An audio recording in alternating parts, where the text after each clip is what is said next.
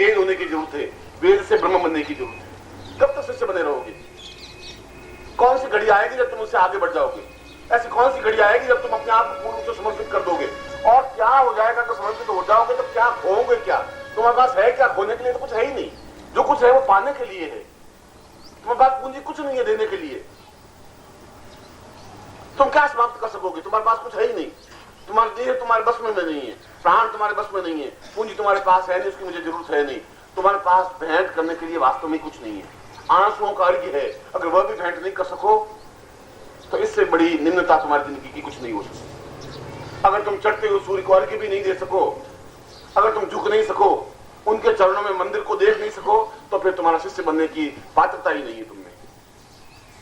और फिर मेरा चीखना चिल्लाना, मैं तो जीवन के अंतिम क्षण तक भी तुम्हें आवाज तो दूंगा ही, क्योंकि वह मेरा धर्म है, वह मेरा कर्तव्य है, वह मेरा खून का रेशा है।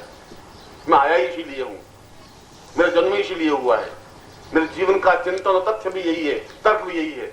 मगर तुम्हारे बीच का एक व्यक्ति बन करके आवाज दे रहा हूं प्रभु, और बीच में तर्क बन करके इसलिए आवाज दे रहा हूं कि तुम मुझे अपना समझ सको। अलग खड़े होकर के बोलूंगा तुम समझ नहीं पाओगे। जब अर्जुन ने प्रश्न किया कि कृष्ण तुम बिल्कुल सामान्य से बनकर के मुझे क्यों बोल रहे हो, उसने कहा इसलिए कि तुम समझ सको कि मैं तुम्हारे बीच का एक आदमी हूं। इसलिए अगर हिमालय से आवाज दूंगा तुम वहां तक पहुंच भी नहीं पाओगे।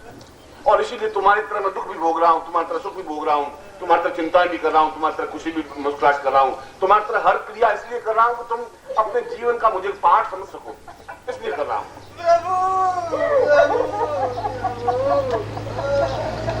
तुम बैठ जाओ स्वामी, तुम चलो।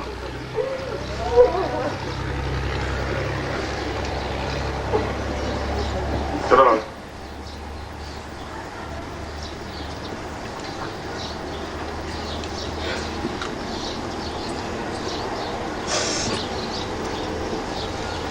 मैं तो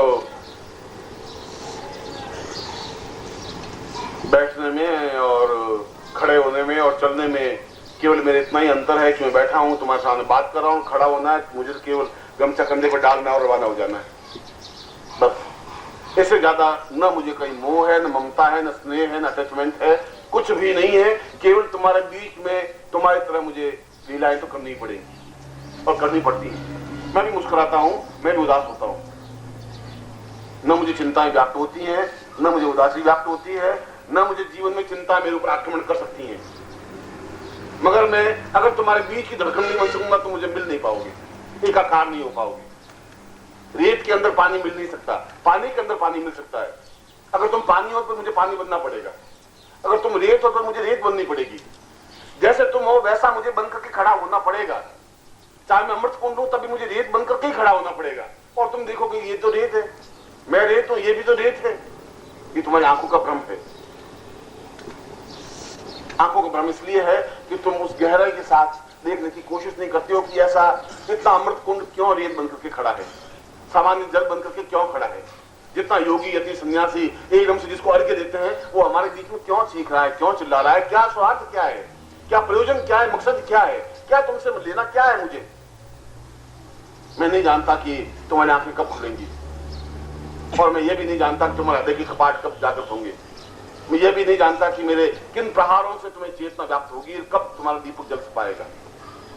और यदि नहीं जल पाया तो फिर एक दुर्भाग्य एक बार फिर उस इतिहास को लिखेगा कि तुम्हें एक बार फिर जन्म लेना पड़ेगा।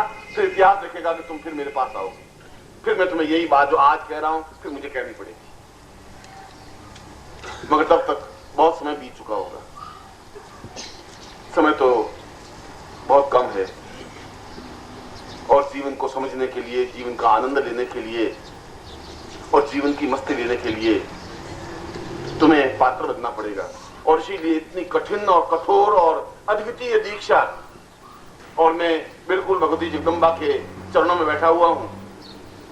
कल रात को साधना में जब बैठा तो शायद मेरे ऊपर बहुत ज्यादा मानसिक दबाव पड़ा कि तुम ये क्या कर रहे हो, ये सिद्धेश्वर दीक्षा देने का तात्पर्य मकसद क्या है, क्यों दिए जा रहे हो, क्या जरूरत है इन लोगों को, ये कहां खड़े हैं, तुम सिद्धेश्वर दीक्षा कहां दे रहे हो, किन लोगों को दे रहे हो।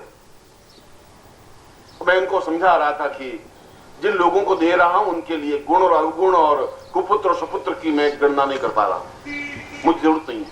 कपुत्र हैं तब भी मेरे प्राणों से उतने ही प्रिय हैं जितने सुपुत्र हैं। मेरे प्राणों के अंश है, मेरे प्राण हैं, इसीलिए मैं इस दीक्षा देने के लिए तैयार हुआ हूं, उद्यत हुआ हूं। कल पूरी रात उस संघर्ष में मुझे बितानी पड़ी है, उन ऋषियों से भी, उन सिद्धों से भी, उन योगियों से भी, उन सन्यासियों से भी, जो आज इतना प्रयत्न सेवा करने के बावजूद भी सिद्धेश्वर दीक्षा प्राप्त नहीं कर पाए, क्योंकि इतनी कठिन कठोर परीक्षा है कि बार बार शिष्य के पास, गुरु के पास आता है, बार बार ठोकर खाता है, और जब पूर्ण रूप से मिट जाता है, बीज जब मिट्टी के अंदर मिल जाएगा तो विशाल वृक्ष फल बन सकेगा। तो मिटने की क्रिया ही नहीं जानते। बीज बाहर पड़ा रहेगा तो पेड़ नहीं बन सकता, पेड़ नहीं बन सकता तो छाया नहीं दे सकता, उसको मिटना पड़ेगा। तेल को जलना पड़ेगा तो दिया जल सकता है। और अगर तुम मिटने की क्रिया नहीं जान सकते, तुम समर्पण होने की क्रिया नहीं जान सकते, तो ये दीक्षा भी अपने आप में कोई तर्क नहीं रखेगी, कोई अर्थ नहीं रखेगी। फिर भी मैंने जैसा बताया कि तुम अपने जीवन में उन साक्षात देवताओं के, उस ब्रह्म के, उस तत्व के दर्शन कर सको, ये तुम्हारे जीवन का निश्चय ही पिछले जीवन का या पिछले 25 जन्मों में से कोई न कोई पुण्य की लाइन तुम्हारी जरूर लिखी होगी, तब तुम्हारी ऐसी स्थिति आ सकी है कि मेरे मुंह से बात निकली है और तुम्हें मैं दीक्षा देने के लिए तैयार हो गया हूं। क्योंकि न्यूनतम के खाता तो बहुत लंबा चौड़ा है तुम्हारा, मगर पुण्य का भी कोई न कोई खाता जरूर रहा होगा और कोई बात चली, क्योंकि उस समुद्र के हिलोर में, नदी के बहाव में जो कुछ मुंह से निकल जाता है तो कह देता हूं। वह तुम्हें अगर बोलता हूं तो 40 साल 50 साल तक बोलता रहूंगा तो बोलने का तो अंत मेरा आएगा ही नहीं। और प्रत्येक बार नवीन बात कहूंगा, शास्त्रोक्त बात कहूंगा, प्रमाण के साथ बात कहूंगा, कहानी नहीं कहूंगा। ये चीज तो तुम्हारे लिए तो सौभाग्य की बात है, और तुम्हारे लिए सौभाग्य की बात नहीं। 10-20 सन्यासियों से नहीं, पूरे भारत और संसार के सन्यासियों से भी जूझने लड़ने के लिए तैयार हूं, तुम्हारी जिंदगी के लिए, तुम्हारे लिए, तुम शिष्यों के लिए।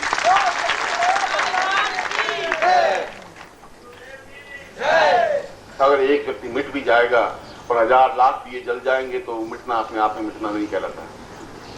मगर अपनी आंखों से देख लूं कि दिए जल चुके, तो मैं बहुत शांति से नींद ले सकूंगा, मैं देख सकूंगी तुम्हें चेतना जागृत हो सकी है, तो शायद मैं अपने जीवन का ज्यादा सौभाग्य समझ सकूंगा। तुम मेरी भावनाओं को, मेरे पर्सनालिटी को, मेरे व्यक्तित्व को और मेरी लीलाओं को समझ ही नहीं पाओगे, समझ सकते नहीं हो। सामान्य आंखें उनको नहीं देख पाएंगी।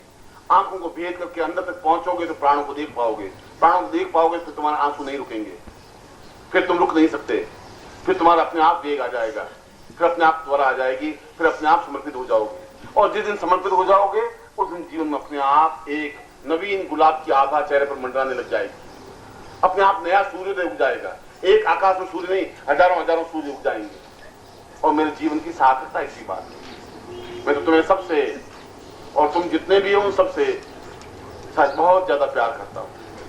तुम तो प्यार का अर्थ ही नहीं समझते, शायद प्रेम की परिभाषा तुम समझते नहीं, मैं समझता हूं, क्योंकि मैंने जिंदगी में प्रेम किया है, प्यार किया है, पुष्पों से भी किया है, पंखुड़ियों से भी किया है, प्रकृति से भी किया है, और देवताओं से भी किया है, और दुष्टों से भी किया है। मैं उस परिभाषा को, उस रचना को जानता हूं। मैं आज तुम्हें उस सिद्धेश्वरी दीक्षा को दे रहा हूं जिसके माध्यम से तुम्हारी केवल 2 आंखें नहीं, शरीर की 1000 आंखें जागृत हो सके, चैतन्य हो सके, प्राणों की आंखें, क्योंकि तुम्हारे शरीर के अंदर और शरीर है, उसके अंदर और शरीर, और 7 शरीरों के आंखों को जागृतता मिल सके, चैतन्यता मिल सके, प्राण चेतना बन सके। ऐसा नहीं हो कि उसके बाद तुम फिर उसके ऊपर कपड़ा डाल दो, उन आंखों के ऊपर फिर एक काला पर्दा डाल दो, फिर तुम्हारा अज्ञानता का पर्दा पड़ जाए, फिर तुम्हारा स्वार्थ का पर्दा पड़ जाए, फिर ये आंखें कुछ नहीं देख पाएंगी, फिर वही समस्या पैदा हो जाएगी।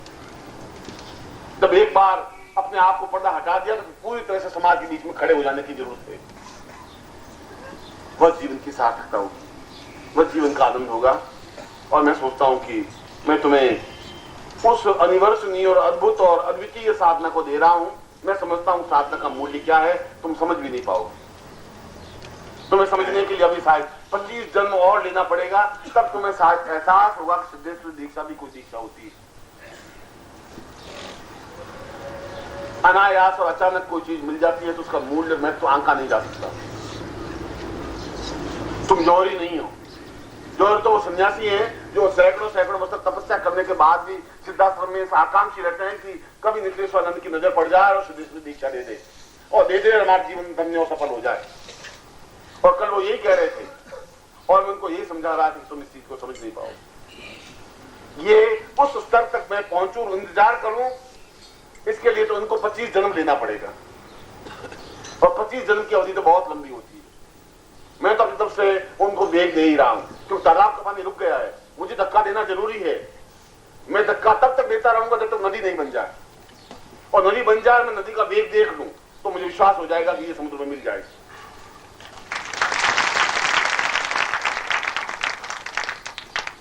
मैं तो तुम्हें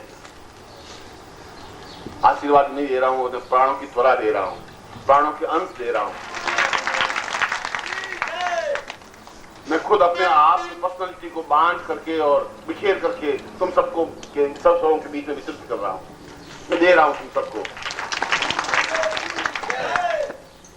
और तुम कभी भी थोड़ा गर्दन झुका के अपने वक्षस्थल में देखोगे तो मुझे बिल्कुल बैठा हुआ साक्षात अनुभव कर सकोगे, निश्चित रूप से कर सकोगे।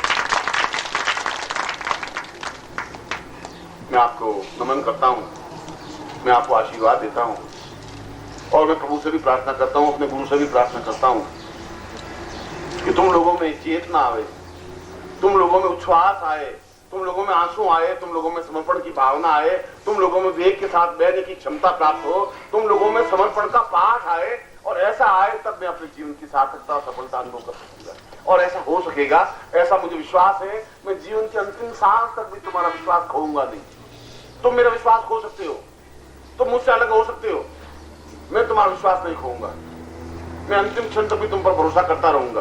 तुम 1000 बार मुझे धोखा दोगे तो 1000 बार भी मैं तुम पर भरोसा करता रहूंगा, ये निश्चित है। तो मैं धोखा खाकर के भी मैं विश्वास करने के लिए पैदा हुआ हूं। तुम्हारी गालियां और तुम्हारी आलोचनाएं और तुम्हारी आपत्तियां और तुम्हारी घटियापन को सहन करता हुआ भी मुझे मुस्कुराने के लिए मजबूर होना पड़ रहा है, और मैं तुम्हारी आलोचनाओं को और तुम्हारे घटियापन को सहन करूंगा, तुम्हारे ऊंचेपन को और तुम्हारी निंदाओं को भी सहन करता रहूंगा, क्योंकि मुझ में इतनी क्षमता है और मैं उस क्षमता को खोऊंगा नहीं। मुझे विश्वास है कि यह दीक्षा तुम्हारी जिंदगी की एक सार्थकता बन सके, और मैं तुम्हें वापस इस दीक्षा के बाद 21 अप्रैल के दिन में तुम्हें सब लोगों को वापस देखना चाहूंगा कि मैं तुम्हें अपने सीने से लगा सकूं।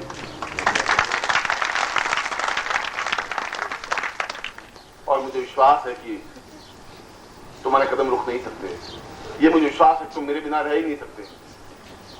तुम रो तो सकते हो, सिसकियां भर सकते हो, तुम्हारे पांव में बेड़ियां तो पड़ सकती हैं, तुम रुक नहीं सकते, तुम मुझे बुला भी नहीं सकते, तुम मेरे बिना अलग रह ही नहीं सकते। संभव नहीं तुम्हारे लिए, यह क्षमता है ही नहीं तुम में, क्योंकि मैंने तुम्हें अपने प्राणों में बसाया है, अपने प्राण तुम्हारे अंदर जागृत किए हैं। मैं तुम्हें उस अनिवर्सनीय दीक्षा को दे रहा हूं, जिससे कि जीवन के उस फलक को भी और जीवन के आगे के फलक को भी, उस तत्व को भी, उस ब्रह्म को भी अपनी आंखों से देखने की क्रिया हो सके। अपनी आंखों से या अपने गुरु की आंखों से या अपने गुरु के कदमों से या अपनी